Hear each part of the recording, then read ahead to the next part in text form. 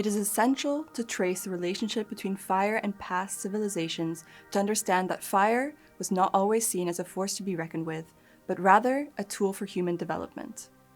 Beyond being a mere agent of destruction, fire has held a sacred place in the consciousness of civilizations throughout the ages, embodying both the essence of life and the harbinger of destruction. Darwin regarded fire as the greatest discovery made by humanity, second only to language. In Greco-Roman tradition, fire worship had two forms, fire of the hearth and fire of the forge. Hearth worship in Rome was maintained by the Vestal Virgins, who served the Roman goddess Vesta. In a temple dedicated to Vesta burned the eternal flame. It was believed that Rome would exist as long as the eternal flame kept burning. Past societies lacked an easy source of fire, therefore importance was placed on the hearth, which was placed in the house. The presence of Hestia, which was the Greek equivalent of Vesta, was considered a prerequisite for the progress and prosperity of society. The hearth became the sacred center of every house. The fire of the forge was linked to the Greek deity Hephaestus and his Roman counterpart, Vulcan. These two fulfilled dual roles as both patrons of craft guilds and guardians against accidental fires. The worship of Vesta focused on fire in its helpful aspect, while Vulcan was seen as destructive fire.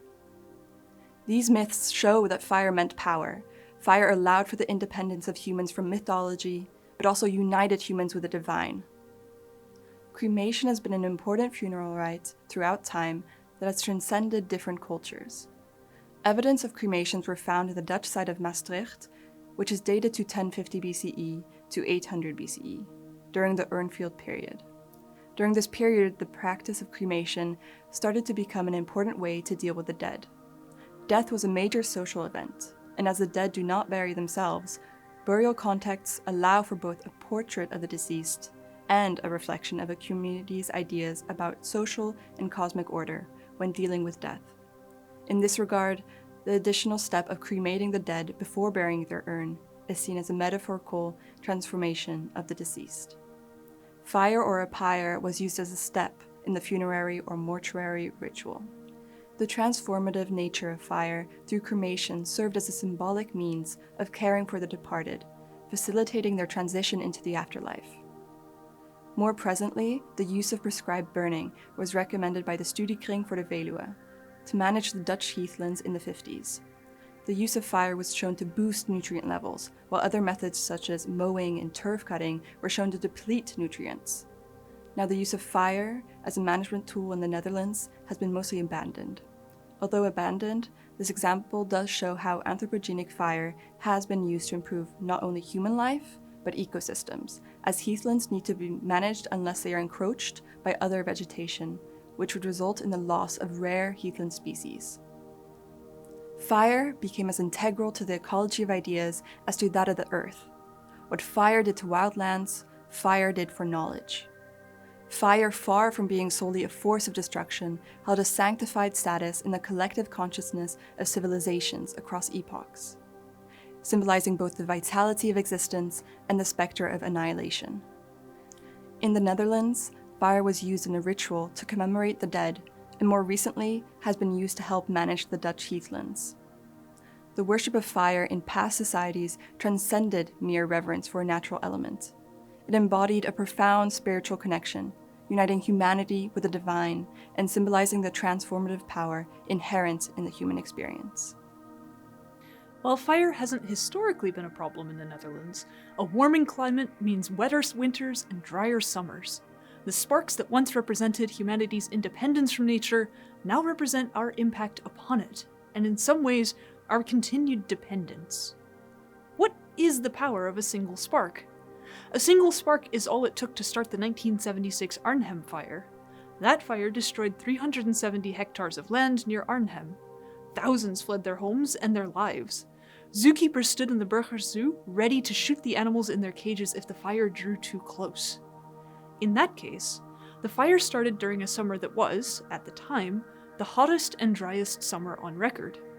That record was broken in 2020, and our summers keep being hot and dry. The summers that spawned monstrous fires are our new reality. The Netherlands is more densely populated than ever, and people are jostling for space in an increasingly fragile environment. The spark that ignites the next big fire is a single, accidental ember away. So what then do we do? What should we do to do our part and prevent the next wildfire?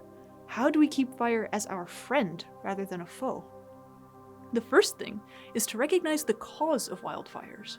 While we can't say for sure, estimates are that over 90% of the wildfires in the Netherlands are caused by humans.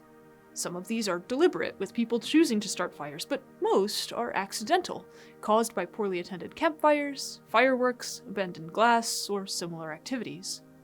As vegetation dries and summers become hotter and drier, the number of fires will increase. Wildfires, in their own way, echo Vesta and Vulcan. They represent our ability to explore our wilderness, but also our ability to destroy it. Taking proper care of campfires, fireworks, and other flames represents an important step to preventing wildfires. Watch your fires at all times when they are lit.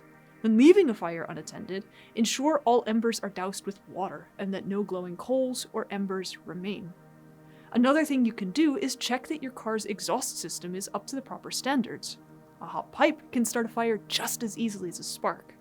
Keeping your car well maintained ensures that it has as little chance as possible of starting a fire. You can also pick up your rubbish, including any glass shards from broken bottles. Light refracted through glass becomes concentrated and can start a fire. Even the smallest shard poses a threat in dry grass. Similarly, don't light fireworks in areas with dry grass, twigs, or trees. No matter how well controlled you think a firework is, remember what it is. It's an explosive, and it is designed to make sparks. Above all, if you see something, say something. Our landscape belongs to all of us, and it is all of our responsibility to protect it. If you see someone being unsafe with fire, let them know the risks. If you see a fire, inform your local fire brigade immediately. Together, we can help preserve our landscape and prepare for the future. It only takes one spark to start a fire, but it also only takes the spark of inspiration to prevent it.